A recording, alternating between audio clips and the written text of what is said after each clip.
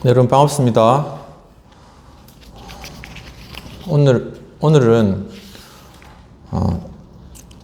그리스도의 명칭과 성질에 관한 그런 내용들을 지난 시간에 이어서 그리스도의 참된 인성에 대한 성경의 증거로부터 시작하도록 하겠습니다. 함께 기도하고 오늘 공부 시작하도록 하겠습니다. 주기도문으로 기도하시겠습니다.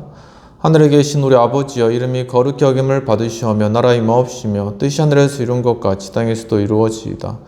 오늘날 우리에게 일용할 양식을 주옵시고 우리가 우리에게 죄 지은 자를 사하여 준 것 같이 우리의 죄를 사하여 주옵시고 우리를 시험에 들지 말게 하옵시고 다만 악에서 구하옵소서. 대개 나라와 권세 영광이 아버지께 영원히 있사옵나이다. 아멘. 지난 시간에 이어서 오늘은 그리스도의 참된 인성에 대한 성경의 증거에 대한 내용들을 살펴보도록 하겠습니다. 그리스도의 인성의 실제성, 즉 영지주의와 관련되어서 이 실제성과 자연적 완전성을 부인하던 시대가 한때 존재했지만 오늘날에는 그 누구도 예수 그리스도의 참된 인성을 심각하게 문제 삼고 있지는 않습니다. 사실상 오늘날에는 그의 참된 인성에 대한 극단적 강조, 즉 그리스도의 인간설, 휴메니테리어니즘이 부단히 득세가는 추세이고 많은 사람들이 여전히 그리스도께 귀속시키는 유일한 신적 요소는 단지 그의 인성의 완전함 뿐입니다. 의심의 여지 없이 같은 현대의 추세 중 일부는 그리스도의 신성에 대한 일방적 강조에 대한 거부 반응입니다. 사람들은 때때로 신적 그리스도를 경외하느라고 인간적 그리스도를 망각하게 되는 것입니다. 예수님의 인간적 성장과 한계를 인정함으로써 그의 인성의 실제성과 완전성을 견지하는 것은 매우 중요한 일이 되겠습니다. 그의 참된 인성을 가릴 정도로 신성의 광채를 부각시키지 말아야 하는데 예수님은 자신을 사람으로 칭하셨고 다른 사람도 그같이 부르고 있는 것입니다. 가장 일반적인 예수님의 자기 호칭인 인자는 그 속뜻이 무엇인지 간에 그의 진정한 인성을 명시하고 있음이 분명한 것입니다. 더구나 주께서 육신으로 오셨거나 나타나셨다고 기록되어 있는 것입니다. 이 구절들에서 육신은 인성을 의미하는 것입니다. 성경은 예수께서 인성의 근본 요소인 물질적 몸과 이성적 정신을 소유하셨음을 분명히 명시하고 있는 것입니다. 또한 예수께서 일반적인 인간 성장의 법칙과 인간으로서 필요한 것과 고난에 예속되어 있었음을 보여주는 여러 구절들도 있는 것입니다. 그가 인간의 일반적인 경험을 똑같이 겪으셨음이 자세히 서술되어 있는 것입니다. 마태복음 4장 2절, 8장 24절, 9장 36절, 마가복음 3장 5절, 누가복음 22장 44절, 요한복음 4장 6절, 11장 35절, 12장 27절, 19장 28절, 30절, 히브리서 5장 7절과 같은 말씀이 되겠습니다. 세 번째는 그리스도의 무죄한 인성에 관한 성경의 증거가 되겠습니다. 우리는 그리스도께서 자연적 완전성뿐만 아니라 도덕적 완전성, 즉 무죄성도 돌립니다. 이 말은 그리스도께서 범죄를 피하실 수 있고 실제로 피하셨을 뿐만 아니라 인성과 신성의 근본적 결속으로 인해 범죄하실 수 없었음을 의미합니다.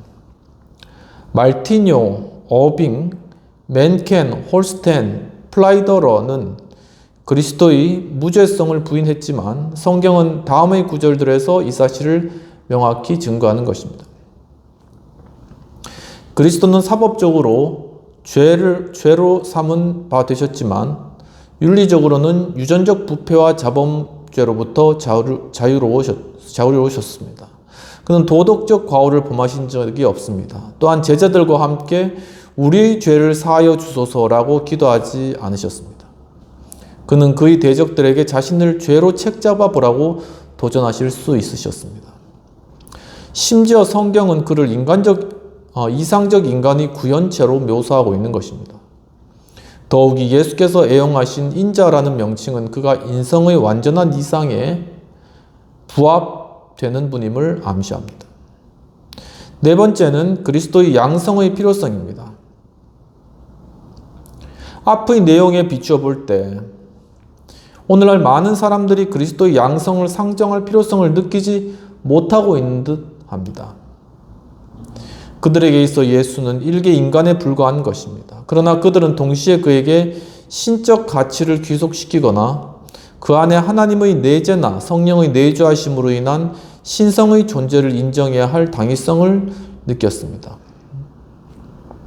그리스도의 양성의 필요성은 성경의 속죄론에 절대 필요하다는 사실에서 비롯됩니다. 그러니까 이 말이 뭐냐면은 예수 그리스도께서 우리 죄를 속하실 수 있다는 사실은 예수께서 인간이지만 죄가 없으신 분이라는 그러한 사실에 있고, 그렇기 때문에 예수께서는 인간이시지만, 똑같은 인간이시지만 죄가 없으시기 위해서 또한 신적 속성을 함께 가지고 계신 그러한 분이셔야 된다라는 그러한 의미가 있는 것입니다. 첫 번째는 그의 인성의 필요성입니다. 인간이 범죄하였으므로 형벌도 인간이 당하는 것이 필연적입니다.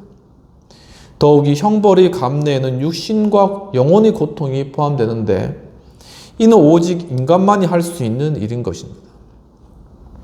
그리스도는 인성을 취하시되 그 모든 본질적 속성뿐 아니라 타락 후 인성이 처했던 일체의 연약성도 취하심으로써 인간이 겪은 타락의 밑바닥에까지 떨어질 필요가 있으셨습니다. 동시에 그는 무죄한 인간이어야 했습니다. 왜냐하면 스스로 죄인이고 자식이 생명을 상실한 인간은 타인을 위해 속죄할 수 없음이 분명하기 때문입니다. 히브리서 7장 26절인데 한번 찾아보도록 하겠습니다. 히브리서 7장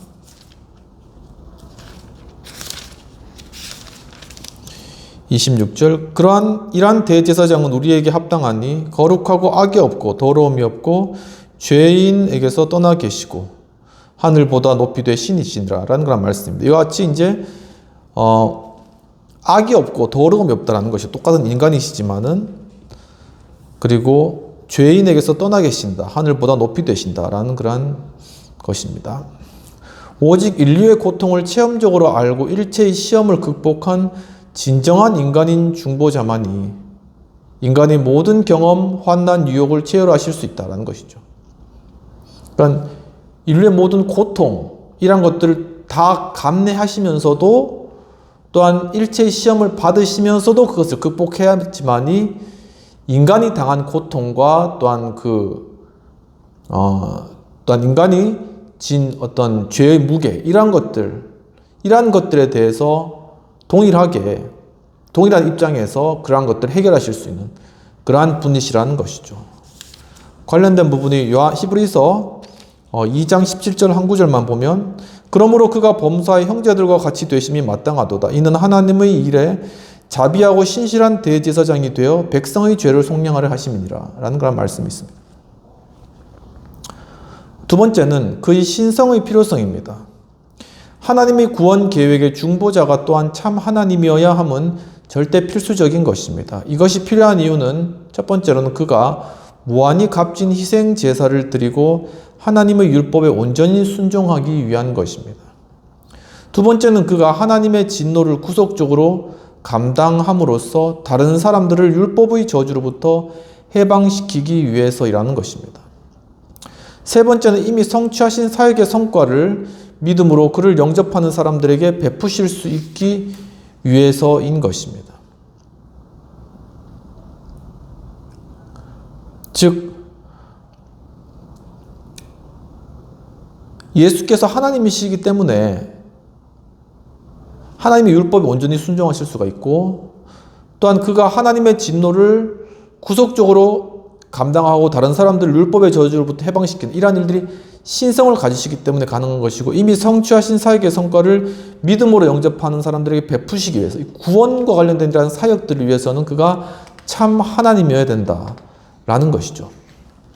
파산된 삶에 짓눌린 인간은 죄 삭슬 지불할 힘도 없고 하나님께 온전히 순종할 능력도 없다라는 것이죠. 그는 하나님의 진노를 당할 수밖에 없으며 구속의 은혜가 아니라면 영원히 진노 아래 있어야 하겠지만 이로부터 탈출구를 스스로 개척하기까지 인내할 능력을 갖추지 못한 존재이다라는 것입니다. 그러니까 그리스도의 오직 그 속에 은혜가 있어야지 인간이시며 신성이신 예수 그리스도가 계셔야만이 그분의 은혜로 우리가 이 진노라는 그러한 곳으로부터 탈출할 수 있다라는 거죠. 바로 그것은 예수 그리스도의 은혜이지 바로 인간이 스스로의 힘이 아니다라는 것을 이야기하고 계시는 것이죠. 깊은 연구를 위한 질문을 살펴보도록 하겠습니다. 구약의 어떤 인물들이 예수라는 이름을 가졌으며 그들은 어떠한 측면에서 구세주의 예표가 되었는가?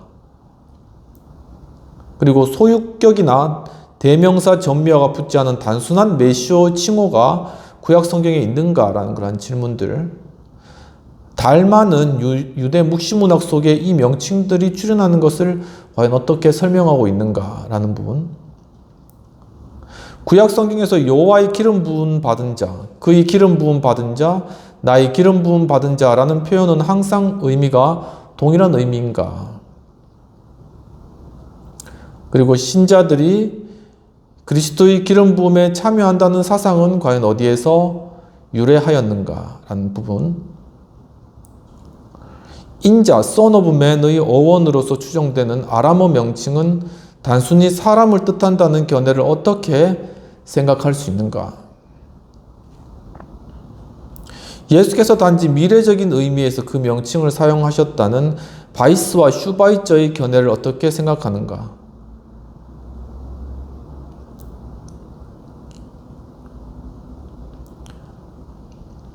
예수께서 단지 미래적인 의미에서 그 명칭을 사용하셨다는 바이스와 슈바이처의 견해를 어떻게 생각하는가? 예수께서 이를 가이사라 빌립보에서 베드로의 신앙 고백 이전에도 사용하셨는가? 자유주의 어떤 신학자들은 예수님을 오직 종교 윤리적인 의미에서만 하나님의 아들로 인정하는 그들의 입장을 성경 내용과 어떻게 조화시키는가? 큐리오스라는 명칭의 기원에 대한 일반적인 견해는 무엇인가? 부세와 다른 자유주의 신학자들이 개진한 이론은 무엇인가? 양성교리에 대한 반론을 설명해보라. 이 교리는 필수적인가? 아니면 이를 대신할 만한 다른 교리가 있는가? 양자설, 겸허설, 점진적 성육신론, 리츠리 견해, 샌데이의 이론에 대해 어떤 반론이 있는가? 이런 질문들이 이제 깊이 살펴봐야 될 그런 질문이라고 이야기하고 있습니다. 세 번째는 그리스도의 일위성에 대한 내용들을 살펴보도록 하겠습니다. The Unipersonality of Christ가 되겠습니다. 주 451년 칼케돈 공유회는 그리스도의 위격에 관한 교회의 신앙을 공식화하면서 그에 관해 양성을 인정하되 두 본성은 혼동되거나 변화하거나 구분되거나 분리되지 않으며, 그러니까 confusedly, unchangeably, indivisibly, inseparably 이렇게 혼동되거나 변화하거나 구분되거나 분리되지 않는다라는 것이죠. 양성의 구별은 연합으로 인해 결코 말소되지 않고 오히려 각각의 성의 특징이 보존되고 두 위격으로 분할되거나 구분되지 않고 하나의 위격과 실제로 합치된다라고 선언했다는 것입니다. 인간이시며 하나님이신 이 양성의 그러한 성질이 온전한 한 예수 그리스도 안에서 합치되었다라는 그런 의미가 되겠습니다. 이 공식적 진술은 대체로 소극적이며 많은 이단 사설들에 대하여 단지 진리의 보수를 추구하고 있다라는 것이죠. 이는 그리스도의 위격에 대한 초대교회의 신앙을 명확히 진술하고 있지만 그 속에 포함된 신비, 곧 자연적 설명이 불가능한 비밀을 설명하려고 노력하지 않고 있다. 그러니까 이것을 막 설명하기 위해서 막 그래 노력하는 것이 아니라 예수 그리스도는 하나님이시자 인간이다 이렇게 선포하는 그러한 방식으로 우리에게 제시되고 있다는 것입니다. 역사의 중심되는 위대한 기적은 바르트의 표현을 빌리자면 한 인격 안에 있는 신인 God and Man 이라는 최고의 역설의 형태로 모든 위험 가운데 나타났다. 이렇게 바르트가 이제 칼 바르트겠죠. 이야기를 했다는 것입니다. 우리는 단지 예수님의 실체에 관해 배우지만 그가 그같이 되신 경위는 설명하고자 시도하지 않는다라고 했습니다. 선포된 위대한 진리는 하나님의 영원한 독생자께서 몸소 인성을 입으셨다는 것이지, 브루너가 상기시키듯이 인간 예수가 신성을 획득했다는 것이 아니다. 인간이 돌을 닦아서 하나님의 어떤 신성을 획득한 것이 아니라 본래적으로 하나님이셨던 예수 그리스도가 인간의 몸을 입으셨다라고 보는 것이 신학적이다라는 그런 의견이 되겠습니다. 칼케돈 공유의 선포는 하나님으로부터 인간으로의 운동 과정을 증거하며 그 역의 과정은 아니라는 것입니다. 그 후 여러 세기가 지났지만 교회는 몇 군데 세부 설명을 제외하면 사실상 칼케돈 신조를 벗어나고 있지 않는 것입니다. 교회는 언제나 성육신을 설명 불가능한 하나의 신비로 인정하고 있습니다. 그리고 이는 금후에도 불변할 것인데 그 이유는 이것이야말로 기적 중의 기적이기 때문이다라는 것입니다.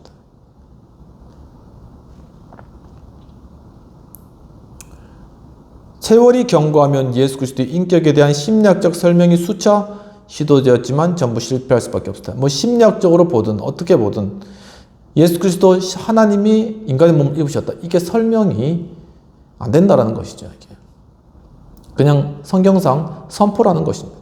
왜냐하면 그는 하나님의 아들로서 그 자신이 하나님인데 하나님을 심리학적으로 설명하기란 불가능하기 때문에 다음의 항목들에서 교회의 공식 교리를 약술하고자 한다는 거죠. 그러니까 선포라는 것이 그걸 입증하는 거 아니라는 것입니다. 근데 최근에 이제 이 과학신학에서 보면 이제 양자역학의 세계가 열리면서 어떤 신비로운 것들이 계속 발견되잖아요. 그러니까 하나의 이것이 그리스도의 어떤 양성 논리에 대한 하나의 어떤 상징이라던가 일반 운총적인 하나의 어떤 그러니까 만물에 하나님의 어떤 영광이 비춰졌다는 거잖아요. 그러니까 그리스도의 양성을 비추는 하나의 빛으로 이 양자역학 세계가 열렸는데 이제 거기에 보면 입차 파동 이중설이라는 게 있습니다. 그러니까 하나의 어떤 물질이라는 것과 파동이라는 것이 이 두 개의 성질이 하나로 합쳐진 이라는 것이 빛이다라고 그렇게 이제 양자역학에서 이제 밝혀졌거든요. 그러니까 이런 하나의 현상들은 그리스도의 양성론을 이렇게 설명하거나 그것을 보여주는 하나의 어떤 만물에 비춰진 빛으로 그렇게 이해할 수가 있는 바로 그런 시대가 지금 되었다라는 것이 과학신학에서 밝혀지고 있는 그런 상황입니다. 참조적으로 말씀드리고요. 이 A, 첫 번째로 그리스도의 위격에 관한 교회의 입장입니다.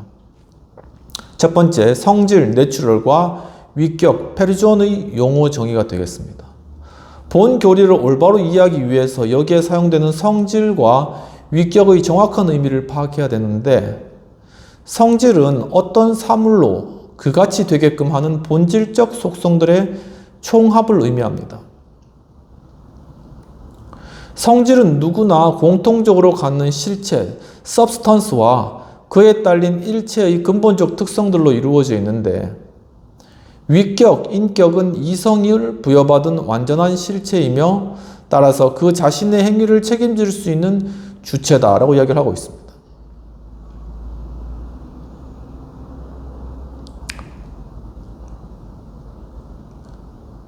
즉 위격은 이성을 부여받은 완전한 실체, 하나의 인격이라는 것이 하나의 위격이라 했을 때 그 하나의 인격, 하나의 존재를 의미한다는 것입니다. 그리고 인격이라는 것이 있습니다. personality, 인격은 성질의 근본적 필수적 부분이 아니라 요컨대 그것이 지향하는 하나의 목표이다. 인격은. 위격은 성질에 무엇을 부과한 것, 즉 독립적 실존, 개체, individuality, 이 개체라는 것이 이 위격이고 그런데 로고스가 인격화되지 않은 즉 독자적으로 존재하지 않는 인성을 취하신 것이다 라는 것입니다. 굉장히 이게 이 이야기가 좀 난해한 것이죠.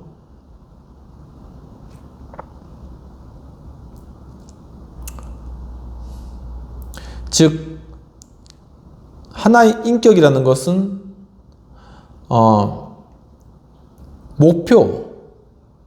하나의 목표이고 인격은 성질에 무엇을 부과한 것, 즉 독립적 실체, 개체인데 로고스가 인격화되지 않은, 즉 독자적으로 존재하지 않은 인성을 취하셔서 이 위격이 되셨다라는 것이죠. 좀 더 밑에 내용들을 살펴보면서 구체적으로 알아보도록 하겠습니다.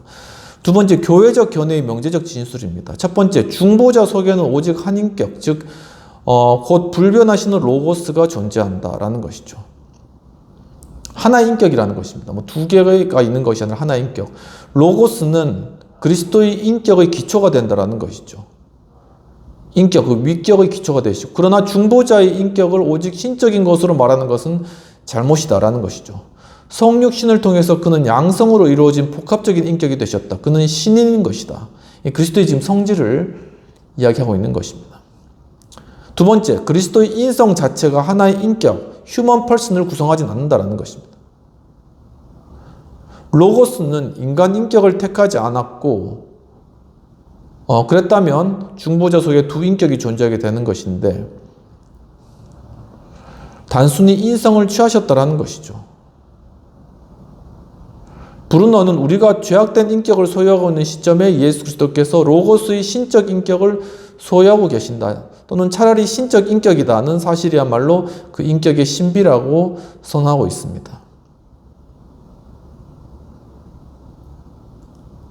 그러니까 하나의 어떤 인간 인격이 아니라, 인간 인격 안에 로고스가 있는 것이 아니라 로고스 자체가 하나의 위격을 가지고 있다는 것이죠. 세 번째, 동시에 그리스도의 인성을 비인격적, 비위격적이라고 말하는 것은 부정확하다는 것입니다. 이는 오직 인성이 그 나름의 독립된 실존을 소유하지 않고 있다는 의미에서만 사실이다라는 것입니다. 그러나 엄밀하게 말해 그리스도의 인성은 한순간도 비인격적인 적이 없었다는 것이죠. 그리스도의 인성은 항상 인격적인 것, 즉 하나의 육체적인 인간 안에 존재하는 그러한 인성이셨다, 로고스셨다라는 것입니다. 로고스는 인성을 취하여 자신의 인격적 존재성에 참여하게 하셨다라는 것입니다. 인성은 로고스의 인격 내에서 그 인격적 존재를 갖는다는 것이죠. 요컨대 그것은 비인격적이라기보다는 내인격적이다라는 것입니다.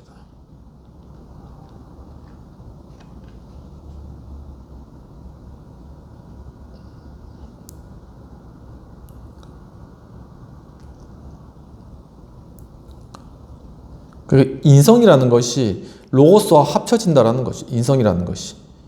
그래서 이제 로고스가 인성을 가졌다, 즉 하나님이 육신을 가졌다, 이제 이러한 의미를 띠고 있다는 것이죠.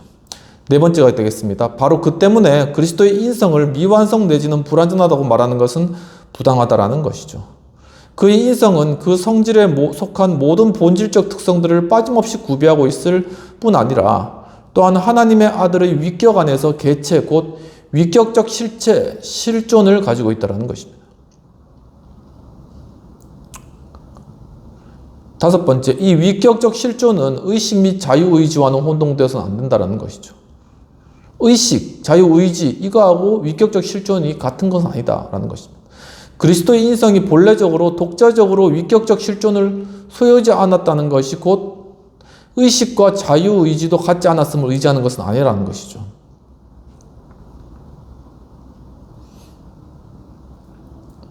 교회는 이들 요소가 위격보다는 성질에 속한다는 입장을 견지하고 있다는 것입니다. 의식이나 자유의식은 하나의 성질이다, 하나의 위격보다는 성질적인 것이다. 그렇기 때문에 바로 그리스도의 어떤 위격 안에 다 포함된다라는 그런 의견이 되겠습니다. 영원 전부터 신성을 소유하신 한 신적 인격께서 인성을 취하셨으며 지금은 양성을 모두 소유하고 계신다는 것이죠. 이 사실은 신적 인격이 인성을 취하신 사실은 인정하면서도 양성이 일종의 신인 성인 제3의 무엇으로 융해 내지 혼합되었다고 생각함으로써 양성의 완전성을 위태롭게 만드는 자들에 맞서 주장되어야 된다는 것이죠. 그러니까 이게 신적인 특성과 인간으로서의 인성이 이게 합쳐져 가지고 제3의 무엇으로 됐다, 혼합되었다, 이런 의견에 대해서는 그것을 거기선 그게 이제 진리가 아니니까 거기에 대해서는 맞서야 된다. 맞서서 이 하나님이시면 인간이시다, 하나님이 인성을 취하셨다, 이제 이 주장을 펴나가야 된다라는 것이 되겠습니다. 약간 난해한 그런 내용들이 될 텐데, 첫 번째 그리스도의 위격에 대한 교회 입장을 살펴봤고, 이제 다음 시간에는 그리스도의 일위성에 대한 성경적 증거, 굉장히 진짜 말 그대로 조직신학적이네요. 이 부분을 다음 시간부터 살펴보도록 하겠습니다. 기도하고 오늘 마치도록 하겠습니다.